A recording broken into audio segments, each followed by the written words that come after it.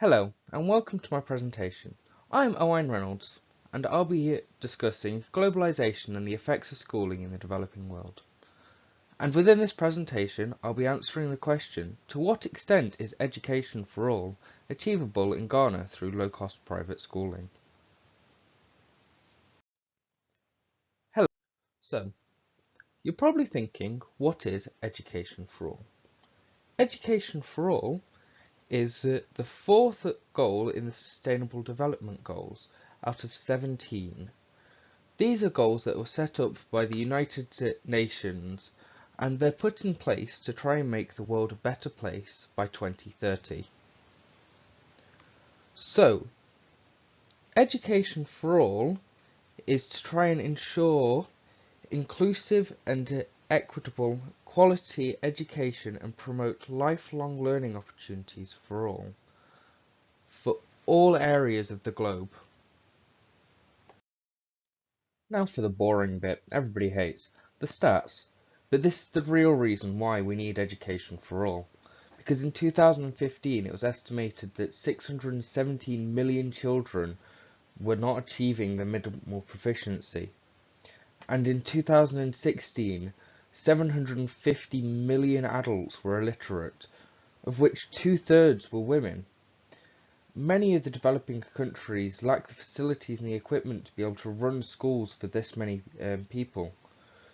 Globally, there are very few primary school teachers, and this is even lower in African areas, which makes it very hard for developing countries to be able to teach their young children and help them develop stronger minds. This is why it was decided by the United Nations that they needed to have this quality education globally.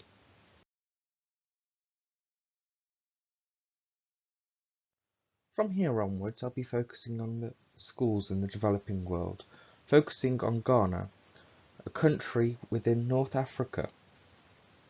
In Ghana, the schools are not like what we have in the Western world, as they have lower funding and many places don't have electricity, therefore meaning that they cannot have ICT departments and such.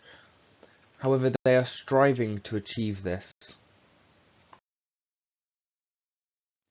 What is low-cost private schooling? Well, low-cost private schooling is the private education that is set up in low economic countries.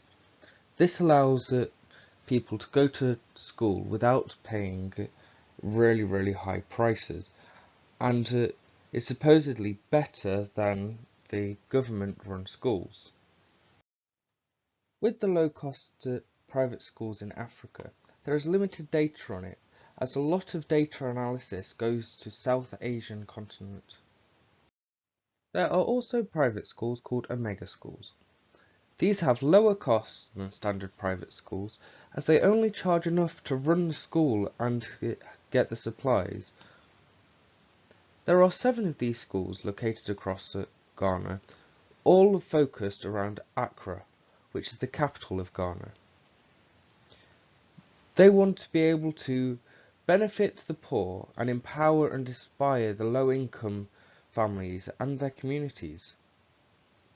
This business model was made as a dissertation, and then it got backed by James Tooley in 2008, and that is when they started to spread. They say that they are the fastest growing low-cost private school. James Tooley has been in the education sector for quite a while. He was abroad helping with the university when he discovered that there were private schools in the low economical areas of the third world countries. From this discovery, he has done lots of research into these private schools, and he has written a book called Beautiful Tree about his research and his journey through his research. After a while, and with some help, he is now the founder of at least 2 lead low-cost private school systems.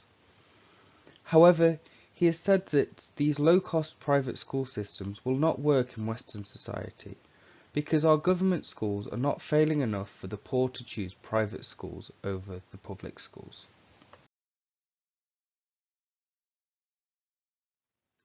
There are some private schools that go unrecognised.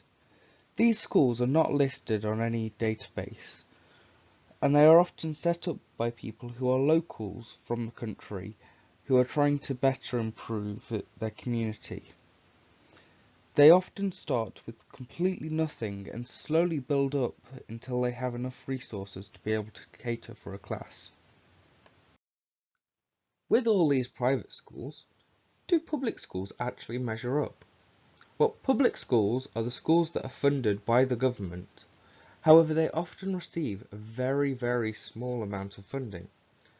And because of this, teachers don't have the resources and the financial support to be able to carry out for full days, and there aren't many teachers going into public school settings. Because of this, schools are often closed early. Public schools do charge a small fee for students, however it's half that of what standard private schools charge when looking at tuition fees and extra fees. Apart from Omega schools, because Omega schools are only a fraction more than public schools. So in short, public schools really do not measure up to the standard of education that the private schools can give. There is also another type of school that is often overlooked. These are partner schools. Partner schools are schools that are joined with Western schools. For example, Nottingham Emmanuel School has a partnership with a school in Ghana in Dutch Commander. With this partnership, they will supply different supplies that are needed and also help renovate different parts of the building. They say that this is to help bring education to those who may struggle to achieve it. However, because of this type of schools being overlooked, there is a lack of evidence to support the claims when looking at these types of schools. So, to conclude, there is more low-cost private schools in Ghana than any other type of educational facility. There is strong evidence that in general, that low-cost private schools have a better teaching than public schools. However, when comparing the wage of what people make in Ghana compared to the cost of the standard low-cost private school, it's about 1/10 of the average wage per student, which is quite a large amount of money for a family. To answer the question, to what extent is education for all achievable in Ghana through low-cost private schools, I would say that it does achieve what education for all stands for in trying to be inclusive and promote lifelong learning as well as a good quality of education. However, I personally believe that it needs to be less of a profitable business and more of just trying to break even to allow more pupils to learn and allow more families to be able to be included. Thank you for listening for my presentation on globalisation and the effect of schooling in the developing world, and answering the question of to what extent is the education for all achievable in Ghana through low-cost private schools. And I'll leave you with this quote: "Education is the most powerful weapon which you can use to change the world," by Nelson Mandela.